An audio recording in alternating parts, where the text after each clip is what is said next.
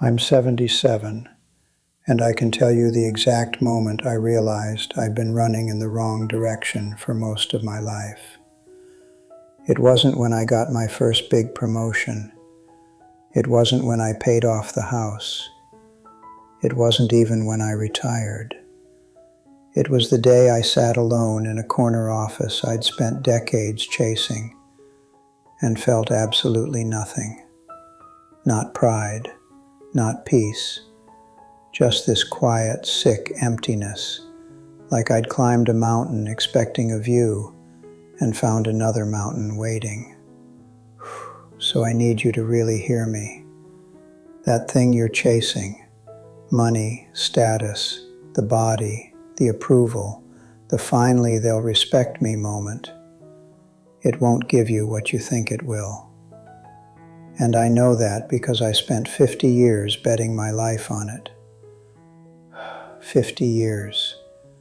That's a long time to be wrong. The lie we all believe. We all do it. We all whisper the same promise to ourselves. I'll be happy when. I'll be happy when I get the promotion. I'll be happy when the debt is gone. I'll be happy when I move. I'll be happy when they finally see me. I said it my whole life. And here's the cruel part. I got the things. Most of them anyway. The title, the money, the house, the respect, at least on paper. But nobody warns you what happens next. When you get the thing, there's always another thing. Always. The finish line moves. You think you're almost there, then you look up and it's somehow farther away than when you started. I spent decades sprinting toward a finish line that didn't exist. Why I became like this. Let me tell you where it started. I grew up poor. Not no food poor, but poor enough to feel it in your bones. Poor enough to notice how people look at your father. My dad worked in a factory his whole life. Came home every night exhausted, hands cracked and bruised, shoulders bent like the world was sitting on him. And people treated him like he was invisible, like he didn't matter. I was 10 or 11 when something inside me made a vow. That won't be me. I'm going to be somebody. I'm going to make them respect me. And I meant it. So I worked like a man possessed, 60 hours, 70 hours, sometimes more. I missed dinners, missed birthdays, missed baseball games. I told myself it was temporary. I told myself I was building a future. But the truth is, I was building a prison with a nice view. The day I made it and felt empty. By 52, I was a vice president. Corner office, my name on the door. People called me sir. That was supposed to be the moment, right? That was supposed to be the payoff. I remember one evening the office was quiet, door closed, city lights outside the window. And I thought, so this is it. This is what I traded my life for. And my stomach dropped. Because I didn't feel full. I didn't feel safe. I didn't feel like I'd arrived. I felt hollow. Like I'd been climbing for years and the top didn't exist. It took me another 20 years to understand why. I'm a slow learner. Here's what I finally figured out. I wasn't chasing money. I wasn't chasing titles. I wasn't even chasing respect. I was chasing a feeling. I wanted to feel like I was enough, like I mattered, like I deserved to be here. And I thought achievement would finally hand me that feeling. But you can't get enough from a job title. You can't get it from a paycheck. You can't get it from strangers calling you sir. That feeling was never out there. It was something I could have given myself at 25. Instead, I gave myself permission at 73. That's almost 5 decades spent trying to earn what was already mine. The same mistake nearly cost me my marriage. And it didn't just show up at work.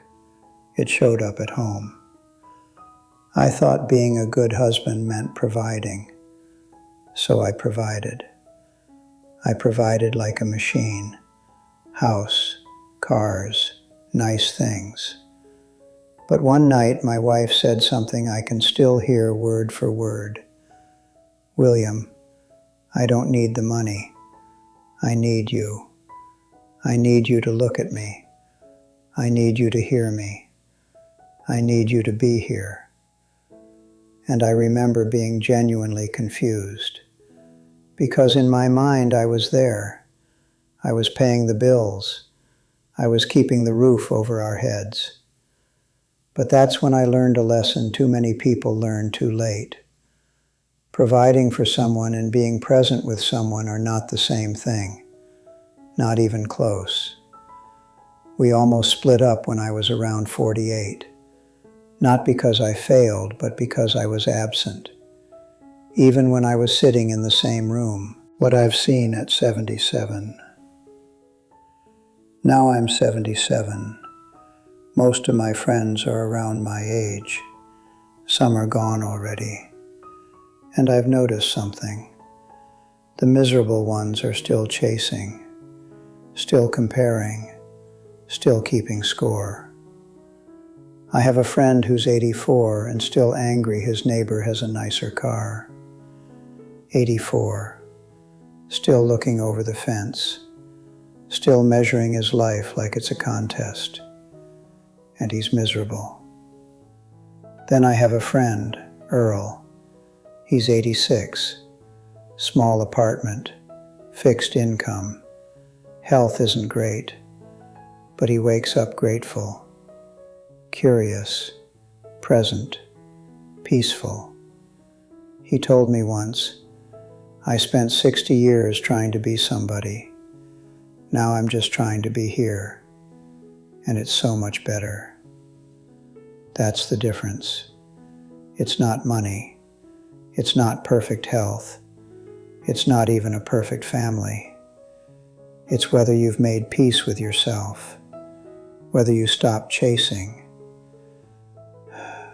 and started living. What real freedom actually is. You want to know what freedom feels like? It's not having a bigger bank account. I know people with money who are trapped inside their heads, worried about everything, enjoying nothing. Real freedom is when the things that used to control you don't anymore. When criticism doesn't wreck your whole day. When you don't need everyone to approve of you. When you can look in the mirror, wrinkles, mistakes, all of it, and say, yeah, that's me, and I'm okay. Because you stop needing the outside world to be calm before you let the inside of you be calm. The trap. Here's the trap, and I want you to understand this. You think once you get the thing, the fear will go away. It won't. I paid off my house at 58 and thought I'd finally breathe. You know what happened? My mind found new things to panic about. Retirement, health care, the market. What if? Because fear doesn't leave when your circumstances improve. Fear leaves when you change. When you decide, I'm not letting this run my life. That's an inside job. No amount of achievement can do it for you. The truth I'm trying to give you. Everything I thought I wanted, the title, the money, the respect, I didn't actually want those things. I wanted to feel safe. I wanted to feel worthy. I wanted to feel loved. And I kept shopping for those feelings in places that don't sell them. You don't earn worth. You don't buy enoughness. You accept it. And yes, it sounds simple. It's not easy. But it's the truth. So please, stop waiting. Stop telling yourself, I'll be happy when. That sentence stole 50 years from me. Life is not the moment you arrive. Life is the drive there. Because there is no perfect day where nothing is wrong and nothing is missing, that day doesn't come. So if you can't find peace on the way, you won't find it at the destination either. I promise you. I'm 77. I've chased the wrong things. I've wasted time. But the one thing I know for sure is this: everything you're looking for is already inside you. You just have to stop running long enough to notice. So tell me, what's your I'll be happy when? What are you waiting for?